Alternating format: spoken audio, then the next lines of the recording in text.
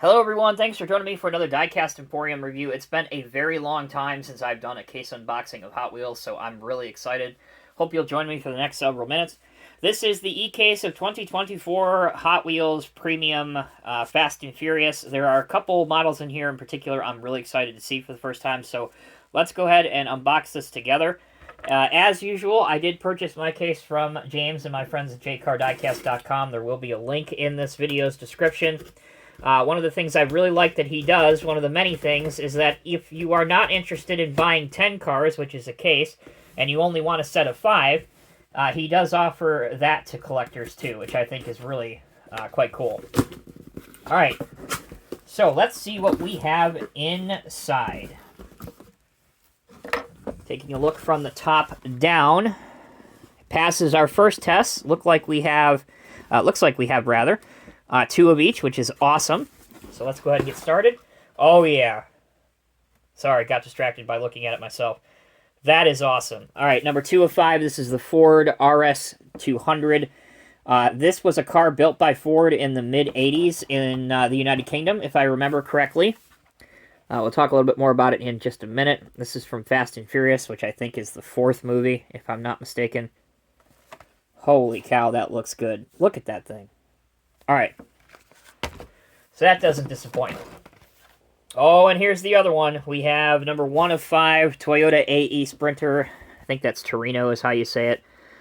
So this is the initial D car, which is an anime drifting series in the mid-'90s to early 2000s, I think. But this car really grew into prominence before then in the actual drifting scene in Japan.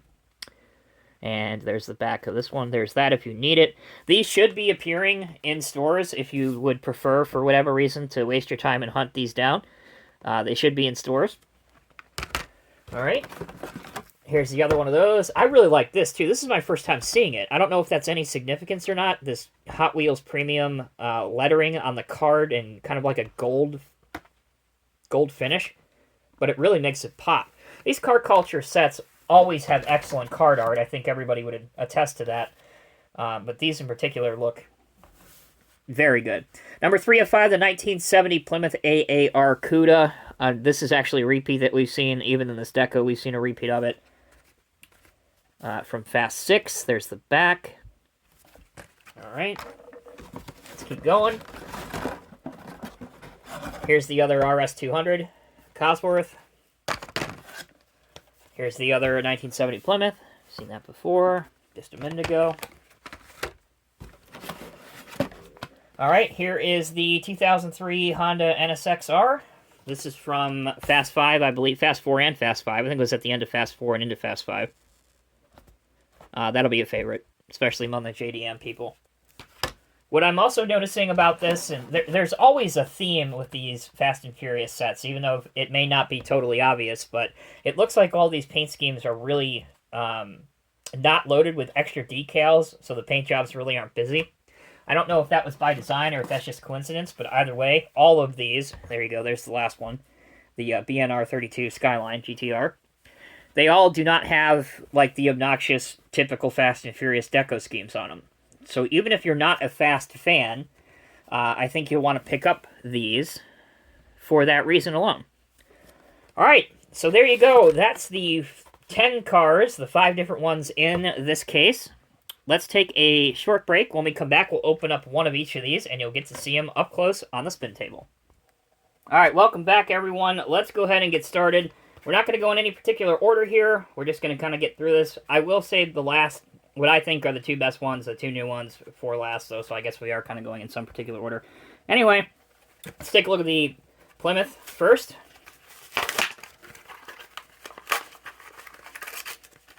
Again, from Fast 6. So this car, I think most people will agree, is one of the best muscle cars from the muscle car era. See if we can zoom in just a little bit more here. There we go. Perfect. And again, this deco, this paint job, rather, easy for me to say, with the black and kind of the stripes here that are hard to see because they kind of fade into a different color, but you can see it there perfectly. Obviously on the Cuda logo on the back, too.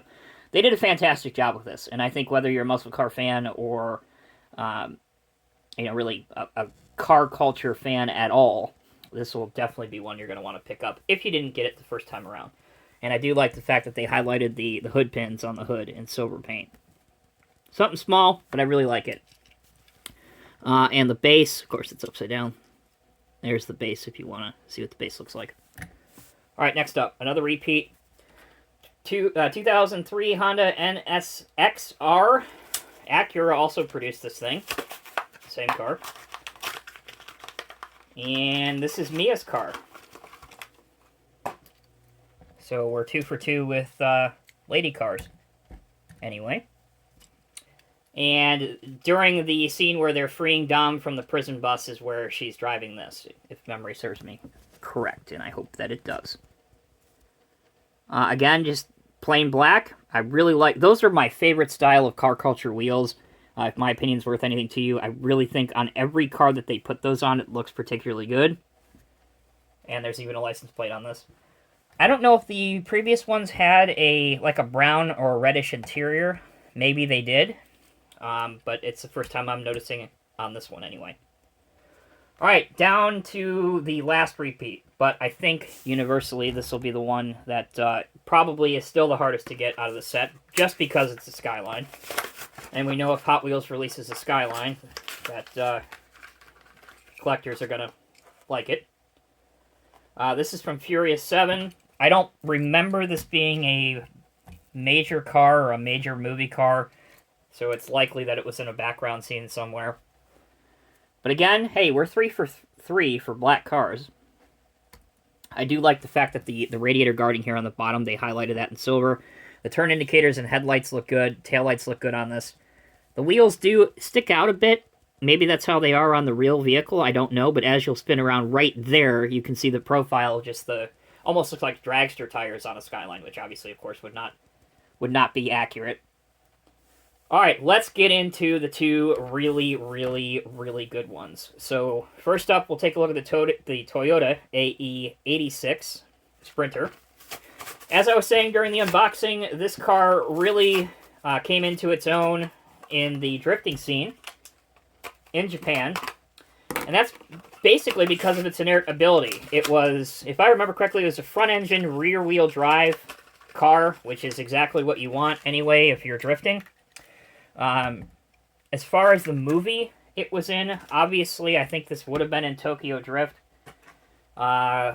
Struggling here to recall exactly where it was in that movie. It might have been in that garage scene when Sean was drifting around the corner and learning to drive and hit everything but the kitchen sink. I think it might have been in that scene. Could be wrong.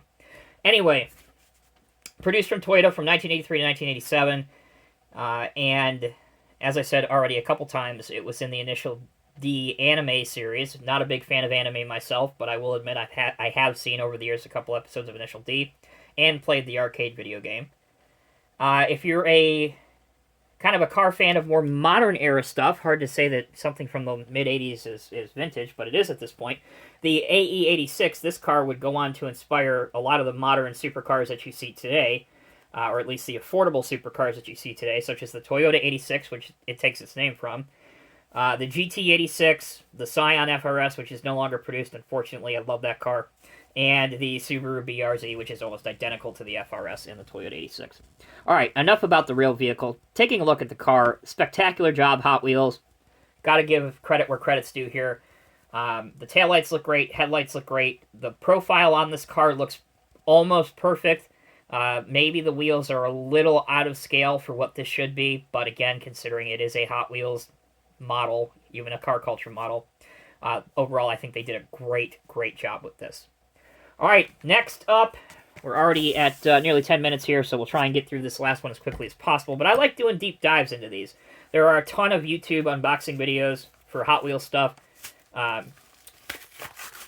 I don't think many of them, or at least the ones that I see, really actually go into any sort of detail about the real car or why it's in the set, so I hope you guys appreciate my videos for that.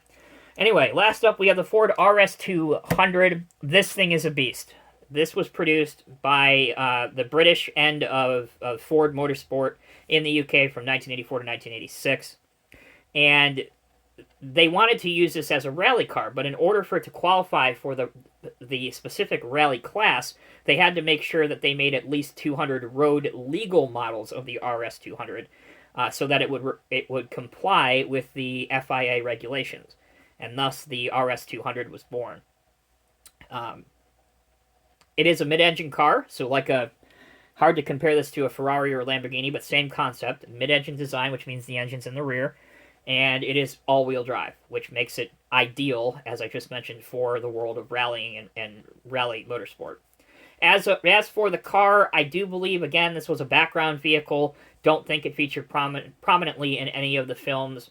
But to have it in the Fast and Furious line is great. To have it as part of the set is awesome.